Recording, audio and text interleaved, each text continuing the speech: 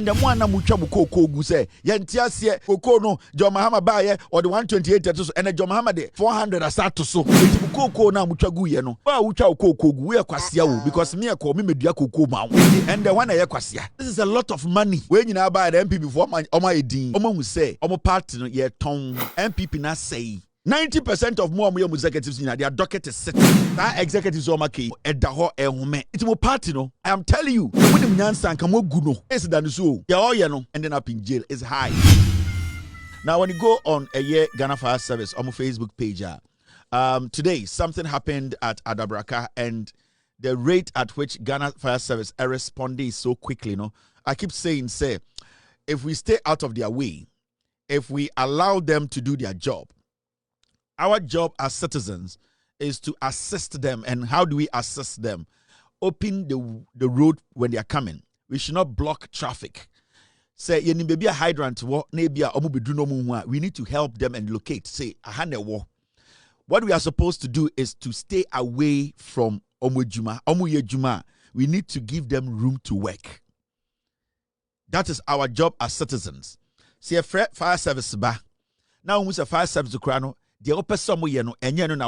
you as a citizen, you don't take over the work of our service. You don't try and do a juma uni idea about.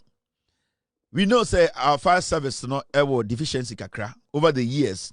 Ejatu to Ghana they are preventable. Yebetumi edumuno, but bibinti na ama. Ejato baby abe wan say ashi yanya hoshi, but it is beginning to look like say there's some seriousness bia and the aba Ghana Fire Service and their prompt attitude and the way they are attaching seriousness to their work.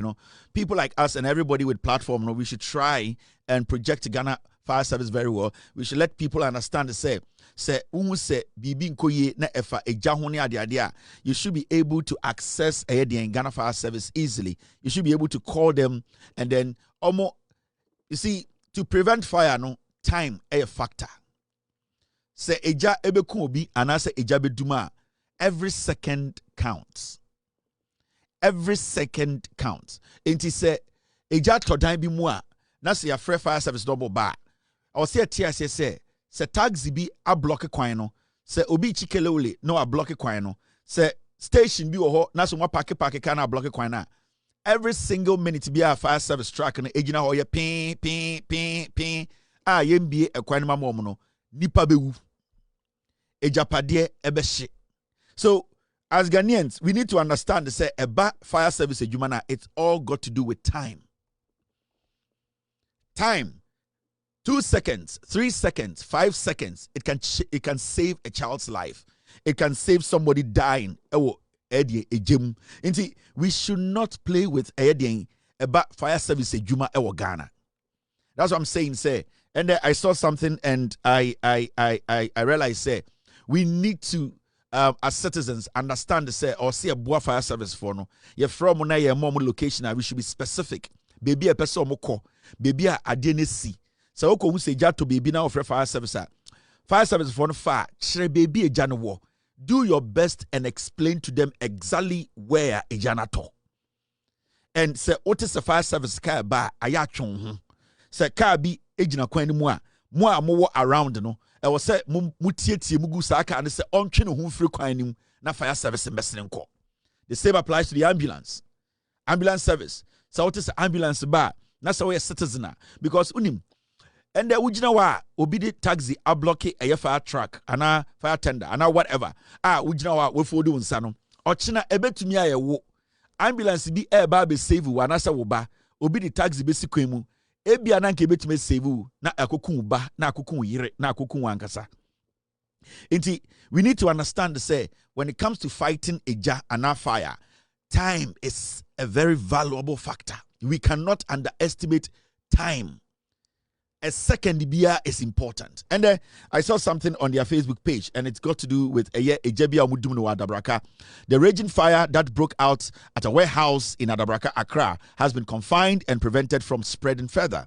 Now, according to the Greater Accra Regional Commander, ACFO 2, Rashid Nesau, Rigorous firefighting is underway to bring the situation under control and salvage adjoining properties.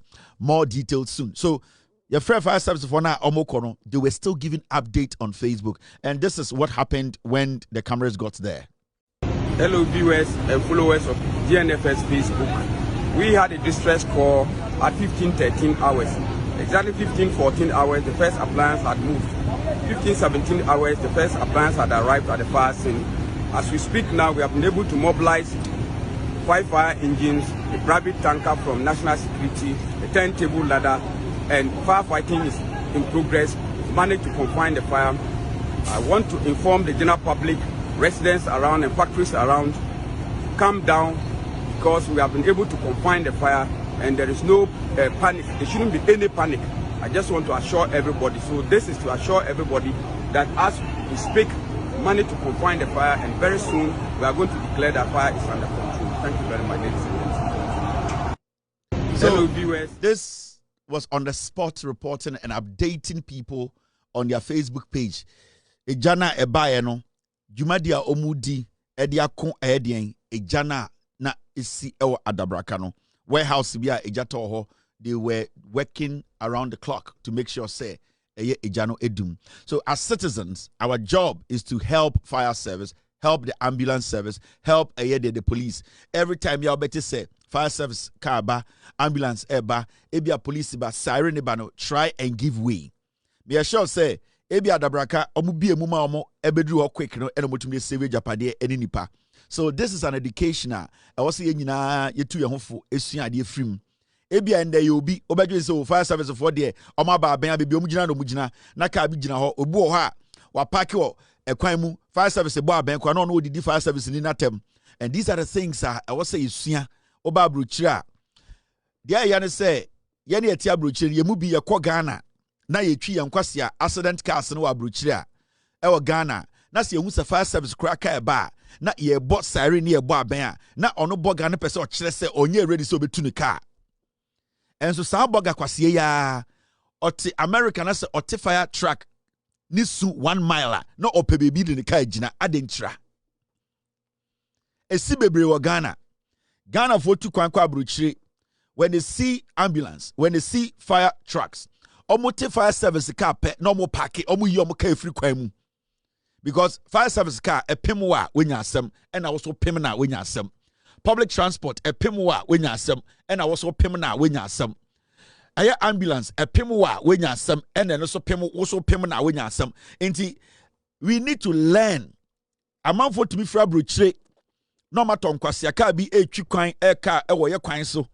Na wate se ambulance gina ne chi bo siren we na kwasiato ne nkwasi abroche bia otia na otwitwa abrofo toilet so o se already onyi ni car no yehu bebre majority no bebre e wo Ghana boga bitumi block eye ambulance or block eye fire service car or say on tiase ada ne abo abegu no so ada onye ready so be yi ni car no omunya abotre enso abroche beto no wasa aboa obetuna abrochira or fire service for car 10 miles away pe no orientation mirror or he be a car free ba whether the car is coming or the car is coming from behind or nim na or pe be in the twase identity e betina kroma ye dim raso to say moa ye kodura Ghana na say sanyo mankiti because ye na o se a kire omo mu ofie no how important it is say ye o se a tia say what fire service car atwon ho say what ambulance su atwon ho ye duru fia. Instead of us teaching them and letting them know why these things are important, no, na enkwasiafo yakoduru fie boges no, na yesa edibibi to omutimu say, I na fire service ba wotwon ho, and omobo abengu yeso. We are the ones who are supposed to let them understand. Abroche no person mo bani nyina is because of these small things. Abronye tumdi atokwan mu a obi enwu nkwase ewuo. Obi enhwere ne Agyapade. These are small things that saves lives, that protects properties. These are things we need to start learning. We need to, when we go home, see a coffee as bogesa. We need to try and let the people know say, ya ba abrochire no, ya besua bibia eye different from the eye no fie. And inti na abrochire sebio e hotena no, sebio ekoso echan ha. Inti we should try and inculcate. We should try and do what? We should try and let the people understand. Minyanom. ambulance atwon uchi car uchi taxi uchi ahwa car uye dien uti fire service car pe twon ho maka ne mesene ebia wo a wo se wo ye boga ofie esi eye Santa Maria ugina eye dien eye La Paz fire service car ba wodi Range Rover gina ho eye wo mpene ebia na wo fie wo Santa Maria de ja tom ebia wo fie boga ufie a ewo Santa Maria enu na ija toma ugina La Paz apake unkwasi accident car say a Range Rover or my fire service truck in ko. So the moment you see fire service car ube ambulance, it could be your family member, it could be your child, it could be your son, your daughter, it could be your mother, it could be your uncle. Let us give them room to work. Let us stop distracting these people. And so I am very happy. And as time goes on, we will be updating you. Don't forget on Facebook, Biano. We will help them to educate Ghanaians. We will be going on their page. Any educative thing beyond Betubia, Ebeboa, Acheampong Ghana for Nyoman Kitinkiti Bino. We will put it out. We will speak on it. We will educate the people. We will try and save lives. So we should protect the fire service job. No, na yemeki chose Ghana so yenyina yati yenya enkwa. Now, we another story. Maybe say you can watch some quick, and it's got to do with a year Ghana Prison Service for, and so Asabe Kasam for 2 days ago, and I'm sure say John Mahama Beto say prisoner be near feeding 1 cedi 80 pesos, and a John Mahama a move free 1 cedi 80 pesos at the about 5 cedis. Now a year prison for impeni for say assembly de asama omuni agye ho na nka omo pese nka senka John Mahama ne na aban be ne 10 cedis anka omo pe prison for mo betena prison di 10 Ghana a day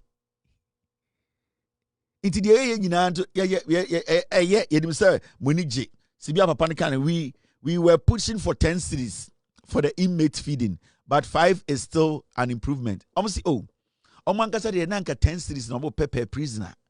Hey. And this is a prisoner ba could be a papa ye. And the monk can sanche ye. And the Ghana Prison Service for some more per papa ye, debia ye, because papa ye one bow, edibam prison wa. Monka, nende the yema prison ba could be a 10 Ghana. Na yen kasa credit na bontini, mobe sana dancing. Motiwana among for free fear, but na prisoner be dia kwada abontini o. Man shen ya.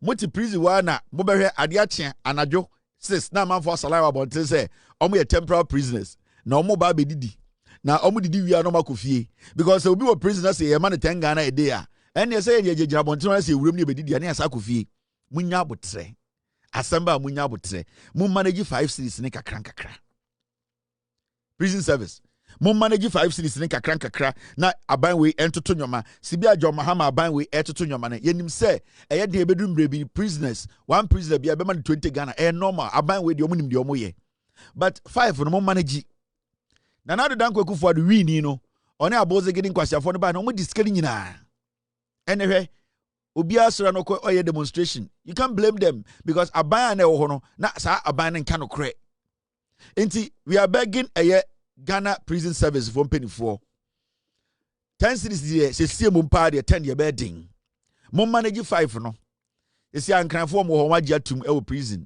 house for na giatum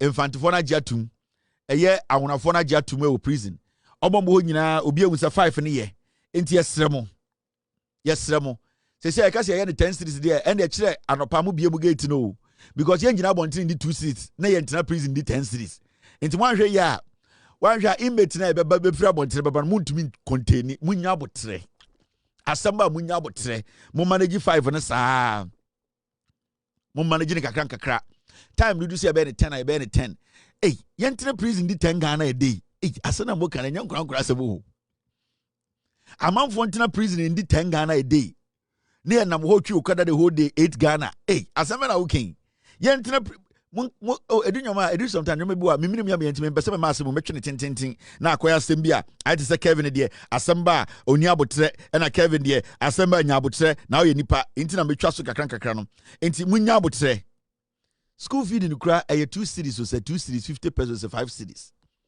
school fee ye 2 cedis was a day. And I'm a boy. It is a prison for Yamaba Nipa could be 5 cedis. Say Ghana ya dio. School feeding program. 2 cedis 50 pesos was a day. Nansen kona John Mahama tum. Ediaba de Ediaba 2 cedis. Intiasiano prisoner for age 5 cedis. Not school feeding cry and buy a more fee. Your mom 2 cedis per header. Ultimately still cry. It is not right. We need to increase the school feeding. And I'm saying, say, Munya but say, Asamba Munya but say, Munya 5 are maintaining for now, Adole. Asamba Munya but say, I'm maintaining. Now, it's not prison the Tangana. Nayantre Fieri and saying. Right.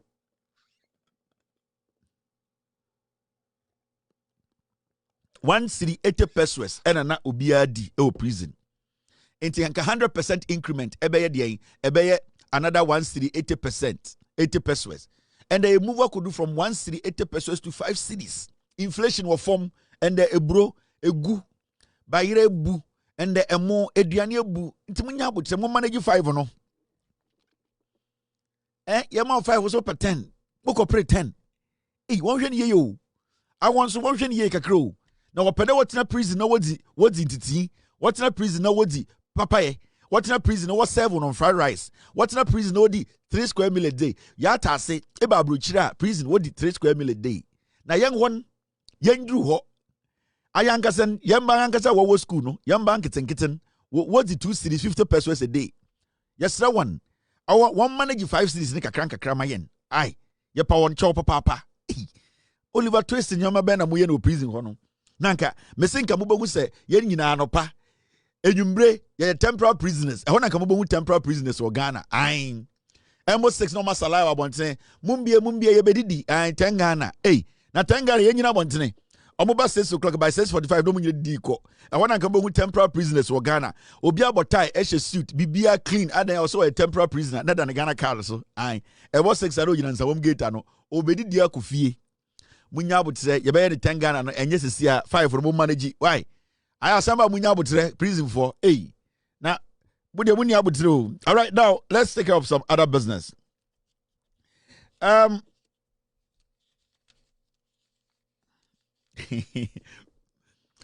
Mr. We are going to make Mr. S say prison for munya butre na ye tubadua no mukase kura ema lawyer for nye djuma ai yesre mo munya butre because the more I to be doing him go for no, you see, I go for be voluntary. A man for be volunteer about betina prison. Obebana prison contest. Ya diaboso prison ye it was yet to wadu bia kusi transako prison. Adaya prison transako. Hona go 40. Omu didi wo hono mo pia bonten yes remo. Aye. All right, thank you.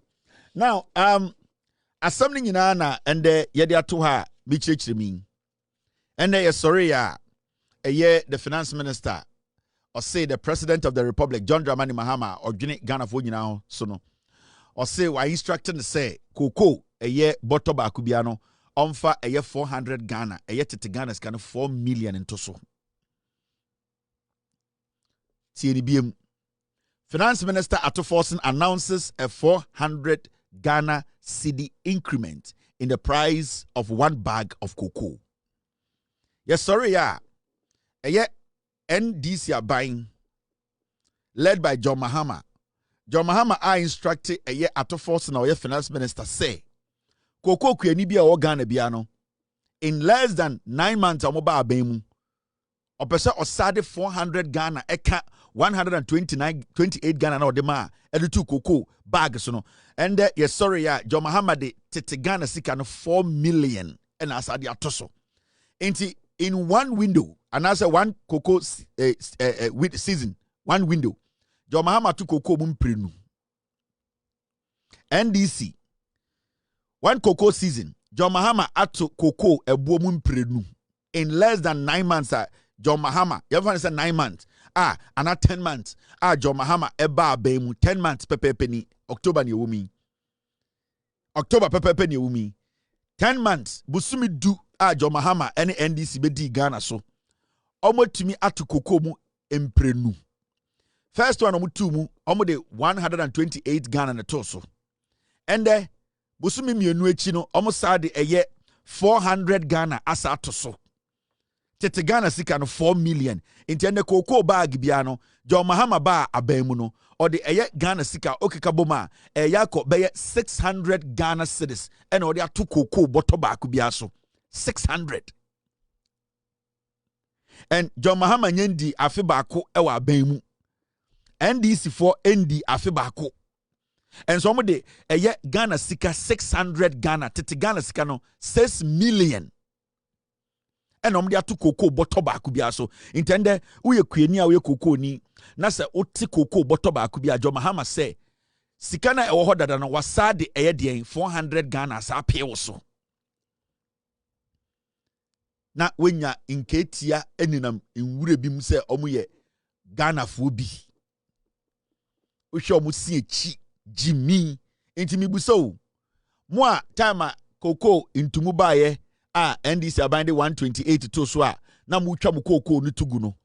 Ada ye beche mu samo ye galamse de be bom tu akumu ye ka kire mu. Mon kwasiafo na mukɔgye jisika wo MPP wo sɛ mu ye cocoa akuafo. John Mahama ban etu cocoa mu 128 Ghana a month or 2 ago. Mu begina Facebook ejimi mo ho. Ye ntiasie ele John Mahama wanye obi aboni o. Oba no ka kire Ghana for say obebo obi a. Oba try ma Ghana ne nsa so obi aso. Oba ye wanti cocoa bo no so. Ebo na obeto ye no wante so or the 128 ka ho. Ene busumi mienu echi osade 400 Ghana, that is 4 million asaka ho. Tete Ghana 4 million. Mona mo begina cocoa ase. Monum kan mo hu fin. Cocoa kwani bia na adwene ye adwuma bia nim se ade a John Mahama ye ya o de 128 Ghana cedis eka eye cocoa bottle a obeto ne bo no ho no. Na omunim se John Mahama wa akoma pa. Efri se na afena John Mahama ba mu a ototo nyama. Enti ye kasa munya abotre. But unim boys bi a sebio omo nananom bi ewu ye a ye wi a ebusia cocoa ma omo. Enkwasiafo bi a sebio omo nhye nya cocoa akuafo papa. Omo ade e friend internet, omo bibi e friend Facebook. Ema sebio omo be ma sorry gina to say infui. Estati be gina social media jimi omo say nketi ama. And the one na mutwa mu cocoa gu say yentiase cocoa no John Mahama baye or the 128 to so and John Mahama de 400 asato so etibu cocoa na mutwa gu ye no last me tena ka kire mu say wa utwa cocoa gu we kwasia wo because me e ko me medua cocoa ma and the one ye kwasia.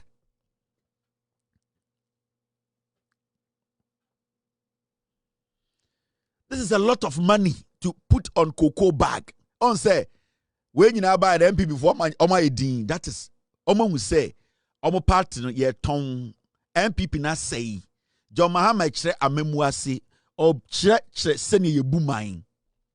On say right now no Omo ni asemiaka last week then and no oh school placement and the school placement nipa be 52,000 obi enya school.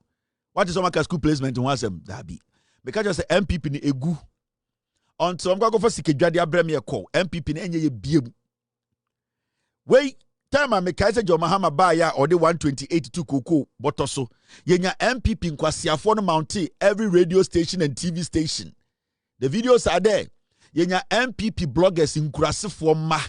Omo enye TikTok anka social media ankasa. They can never explain themselves or put their opinion out through a text. Majority of Omo Mukasama MPP or social media and yet TikToker and coming now because they cannot type. Omo to me typing ka say my juni na metro in nine. No munyina good TikTok. Yantia John Mahama and John Mahama said the 400 account in pro. Mumbra na mumbe de. And this is just in 10 months. John Mahama took Cocoa 2 times.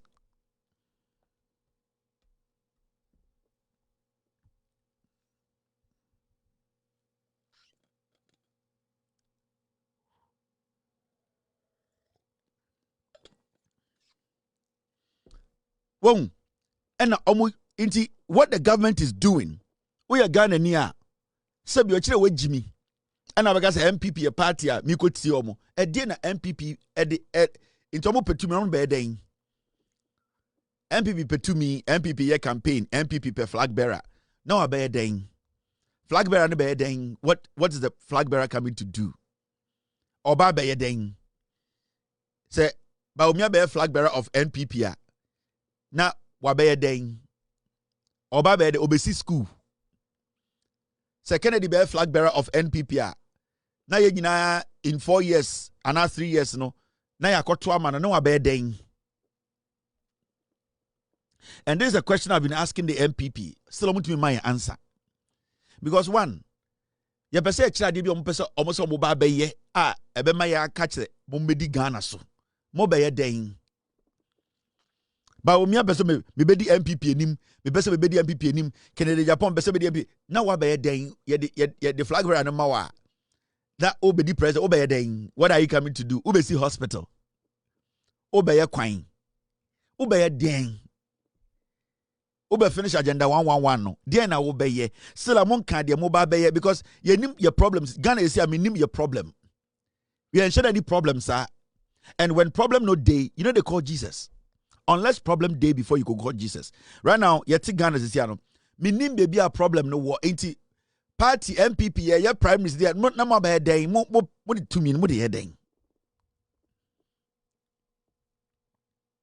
To me na mope mudi dwaya sum mu yedede back and forth mudi di mo ho atem ekeka nkwasi asem motuetu nkwasi afọ ka social media ne joy news for na omujimi omo no enti na yanya den yentam to me ma MPP ana. Should we hand over Ghana to Bawumia? Should we hand Ghana over to Kennedy? Yentam Ghana Emma country. Yentam Ghana Emma Bryan Acheampong. And then the baby someone am both musi edimatam. Still more my answer to that.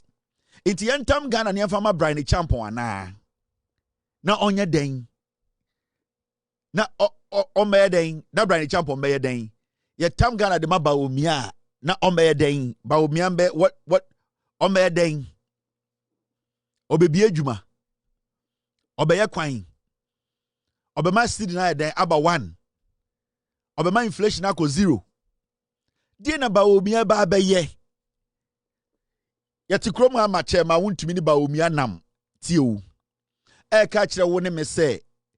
Che ma Wontumi na one Bawumia enam eye campaign. Ka kire wo Ghana ni se. Me ne Bawumia to maye na ye ba be ko eye galamse. Che ma Wontumi ni Bawumia na ka kire wo se. Ketije mfua. Omo a ye bo mu din nyina ewo eye from pop water report mu no.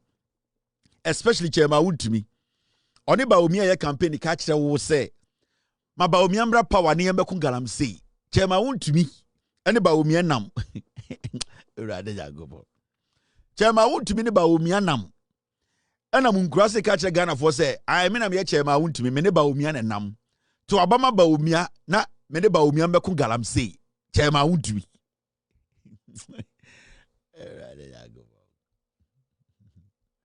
As ya bodam. Anamo madwene nko ho. Ketije mfua ene Bawumia nam se monto abama Bawumia na me ne Bawumia mbeko gala. Kodwo opon kruma. One Bawumia nam ena o se monto abama Bawumia be president na me kodwo opon kruma. Kodi krum na kohwe.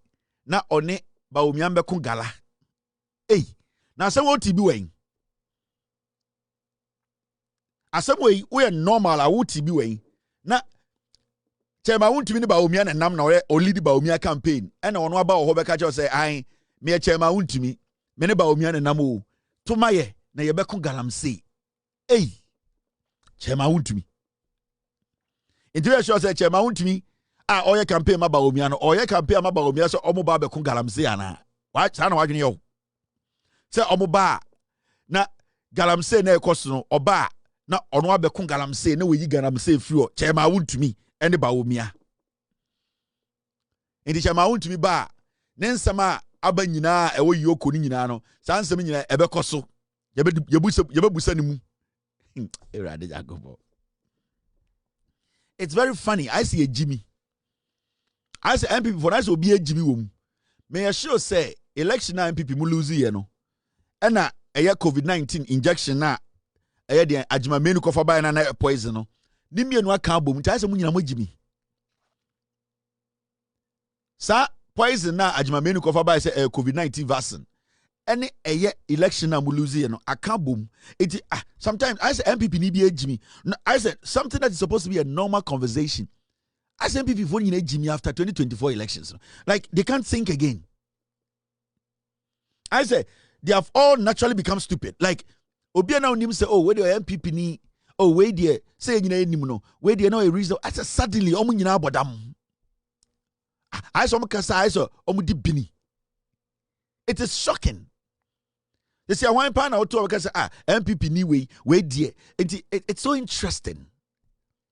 Me assure Sabana Muluzi, you know, any COVID-19 vaccine na Agyapong kofa by na poison no. Ye de bi warm. And no na abeka boma and the amamu nyina ye munye stable. Muka sati say dem adwiri nye adwuma. Hwe aboa papon. Hwe eye osubempa. Abronye. Hwe chema Wontumi. Hwe obi te say eye Salam Mustafa. Hwe eye Salakao. Hwe omu nyina. Eso nyina bodam. Aso when you high fever, as your bomb in lagatin. So much in a TV so kasa, so much kasa Wontumi stadium which say your bomb lagatin ana. Ona ye be ye no me na me ye ho adwuma. Abona wabono region no, eduru say ye kwa polling station abona. Me na me ye ho adwuma. Enti wa wote WhatsApp platform so aso kope MPB atunu. E be duro na din nim because Wontumi. Me say Wontumi. When some pass Abonye so abano Wontumi because me nya sore ne me nya ti free na ye mfa homa ntwem akire. E de se me kwa koduru ba bia se me ka kire ka no me ye apostle Kwadwo Sarfo me ka break nim nti ka ne kwa me de me nsa ka no mu anaka na nkasa agina me nya break ntum nti me ka se Wontumi polling station one me make sure say it's a matter of phone call nam si nipa sumasi mon kra na free system no me no wa wie ati mun nya dede no this is I say after 2024 I so nyina bodam emu Kwara emu penifo Abronye kan ya ka say kedede Agyapong wa bodam kra chen eye den osono in one of his videos enti me busa me ho say when you in fact, I'm worried. I'm very worried. If you have a party encouraging penifo are showing signs of madness, na say Wontumi nya obia or to me reasonable enough. And the mekote I say a Jakpa say okope national chairman edi Nana Komia. These are old horses. Nana Komia or running STC down. Then some win as you record olive oil or grease. Nana Komia. Then some win as you olive oil or grease. Or running STC down. Ko emanisi form. Nana Komia. Or running STC to the ground. Okotena Metro TV. Okotena Peace FM. Enkwasi asamonkwa. Ono so owari we ya no bodam. Boacheja akonse ono so koye national chairman. Adentra. You see, Jimmy for the Dawson into who say he's wise. So, right now, you see, Boacheja Akukra to who say, oh, one of the most clean politicians in the MPP, or person obey regional chairman. Boacheja Aku. Nan the file that you ebini. Oh, you're the chairman and the Ochinobe dem. A merry deal. Boacheja Akukra say when the dust settles. Otina radio so catch say a merry deal. Gabi Ochida Akote auxiliary ote another committee. Sa akwa Boacheja Aku. Ni docket eda yoko uyi ni chairman nde ochinobeko jail enye diu mo party no omo end this for betime guni ne day. They'll wait for you people to finish your congress. They'll lock everybody up because everybody who is contesting for a position in the MPP is a criminal. All the people are Omobabeya campaign as executives ama Bawumia abe reggae elections, you know, they all have criminal record. Into me and this year. Now me person mrani edwuma I wait. Me try mo nyina makọ wiem abo Canada Japan ko ma bo mo nyina wie. Na mo wiem Bawumia ni asay yi mo nyina. Me wie a na one by one me do obi adoketa beto TV so. Obi an be yi ne ho ano. Mo nya executive mpo enrun party no. Because 90% of more executives in their docket is sitting. The day mo be wie mo primaries say king. Moya Acheampong chairman the docket wo ho. moye eye Nana Kumia chairman na ne docket wo ho. Sa executives o make Nana bi mo eda ho ehome. It mo party no. I am telling you, someone in Nyansa nka mo gu no. Ready.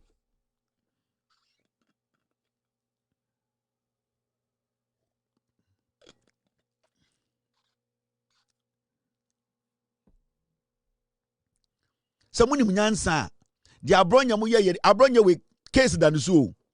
The oye no must say a year misdemeanor no. It can upgrade to what we call felony. Abronye, the probability of him ending up in jail is high. Sir, a year misdemeanor done so. Obesa committed the same crime. Obe ended up in jail. There's nothing. Just a more Jimmy and ye two for a month. Here, because you say MPP for. After election 2024, omunyina bodam. NPP for a press conference in there. Almost say because of DSTV in T. Yanya day, Yampam Sam George, NPPU. Like you sit and you ask yourself, now when the NPP finest our parliamentar, no so making kind of nyansa, di MPP nim, edi constituency nim, and then women no munim nyansa. MPs ni about together say yenya press conference. Adanya Sam George ko negotiate say de opese oboa say DSTV for bet subscription so sebio team no yantesunti John Mahama pam Sam George. Like how? Because I'm saying COVID-19 and election defeat amoma than moi was a Kevin did yatem Jimmy. And it's so interesting say the NPP no obuha unu MPP unu say or a young man or a old guy kakra now on kasa enti ba so we dey enum bon but the moment obe kasa no say akwa wo di biniana. And it's shocking because you ask yourself, say, is this a political party or Omokase Ghana for should all come together and give them power? I didn't say, you're the two minimum more the bear ding. A whole minority, number 137 MPs in parliament. You are left with 87 when you had power. It's been almost a year. You have still not been able to put together any sensible message. You are having press conference to tell the president say, pam Sam George because DSTV. Then you think Ghana for you surround pass ain. Jimmy, can't you people reason a little bit? And you see, the man who led the press conference, Mungo Tien, MSC MPP for Muntio, we MP we your friend the Dean Ade Charles Ouredu or ye MP for Ebrim, Eastern Region. Ono ena eye Eastern Region for oko Ebrima ona eye omodien ona eye omo MP ono na ose owo communication committees nti ono na a lead eye o lead eye press conference mu de muntie no. By adopting an arbitrary decision-making posture, the minister is also denying regulators such as the NCA the opportunity to perform their work according to law, which clearly threatens the growth of this sensitive industry. His actions also signal a breach of the President's Code of Conduct that requires candor and respect to all persons. Fellow Ghanaians, for this display of ineptitude, incompetence, and penchant for deceit, we of the minority demand that 1. The minister render an unqualified apology to Ghanaians for the waste of the nation's time and resources on this venture. 2. We call on him to account for the fines levied on DSTV. And 3. We deem him unfit to continue as the minister for this strategic ministry of communication, digital technology, and innovation, and therefore call on him to resign or for His Excellency the President to fire him. Thank you.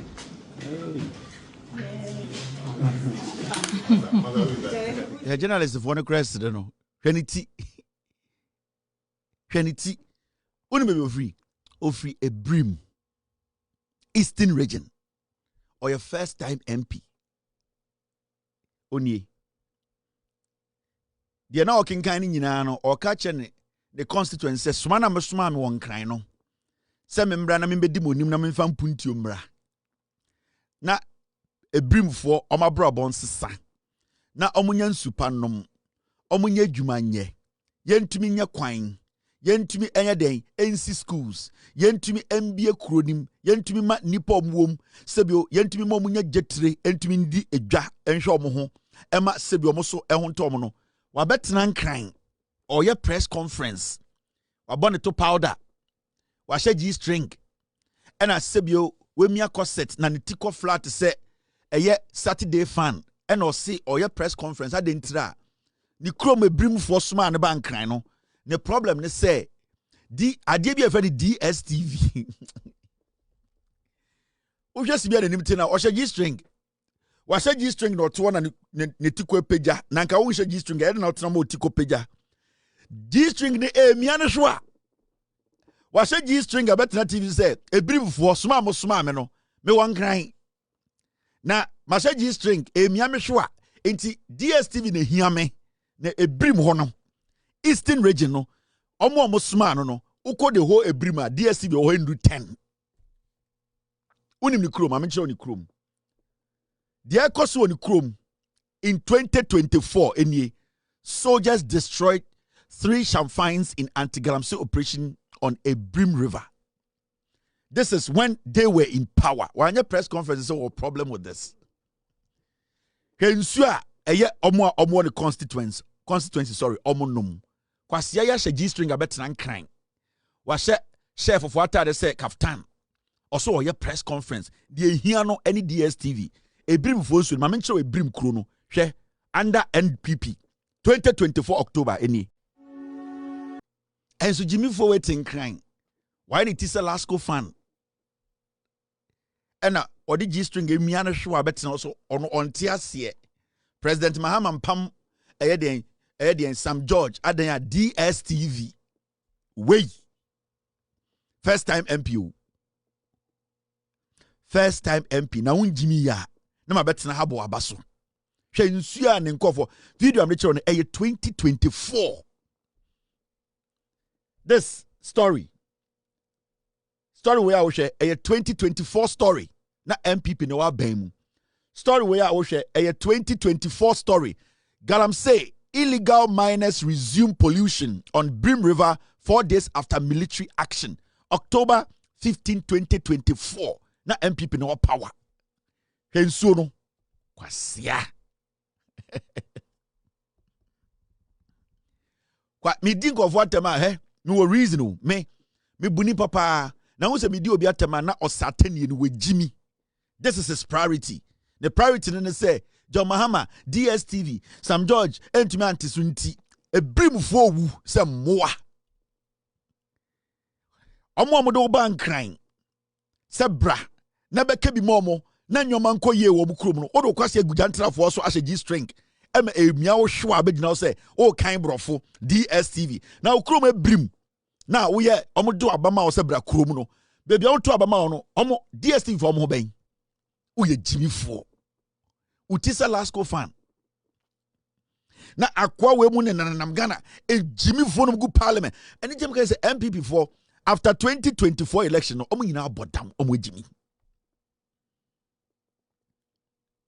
After 2024 elections, omo nyina abodam they cannot reason again.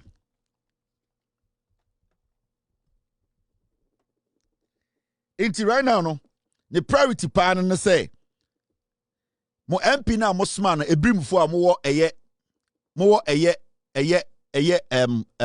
your friend is saying Eastern region ade o tin kan ye no na me bie phone license say na say omo the constituency mfre nipa dodo sen na wo ho mo DSTV a ebe ye wanwa omo nduru 10 enso hwede kwase tin kan ye hwede kwase tin kan eye we Jimmy first time MP also mo tutia na mo pam Jimmy for we free ho ontumi fa bibia mba fie onim nyansa o ya sa atro gu paper so na so on kan na afenyo marking na odi 88 137 edim ebe 87 ade no no abekan wo hu se we Jimmy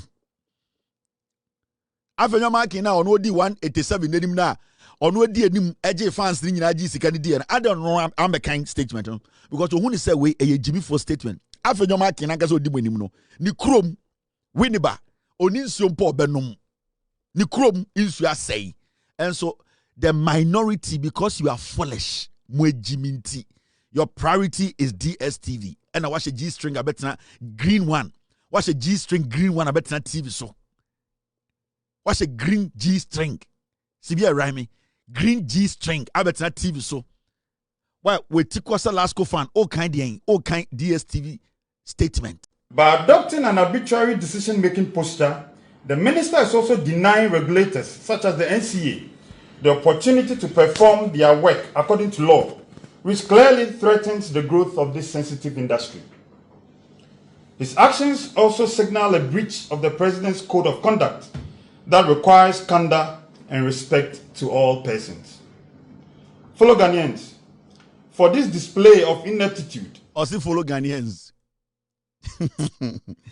Also follow Ghanaians. Jimmy, ko pray the power ko chrome.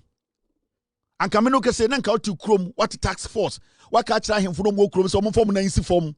Ni enjan so ni esel no. What share for ata dia betran kan kan kwasi asem. Utise last go fan $18. Abetran kan kwasi asem. Na brim for no guo ye Jiminti ni ansan ko salary to abama wo. Wabetran be follow Ghanaians. Now, Mamen Kili Jandambi and Sanama Kumenim. Mamen can be intro. You see, the NPP, they have no message. And Name can be for a year fake news. Right now, the only thing a year joy news. I'm a person omujina so. And the chat structure Ghana for. On say, I'm a show video of Brim River 2024. Oh, they didn't so the But I want to say in less than 8 months. They are going around telling Ghana for say in Sudan say Chebinsi but on say 2024. In Sudan no 2024. Brim in Sudan that eastern region. But and the MP for Bakacha say, oh in Sudan no na any to say oh na and the evidence are there. Evidence no bebre wa ye betum di akyere mo. Enti de be mekache Ghana for say Sa MPP for we Jimmy, we should not take them serious as a people.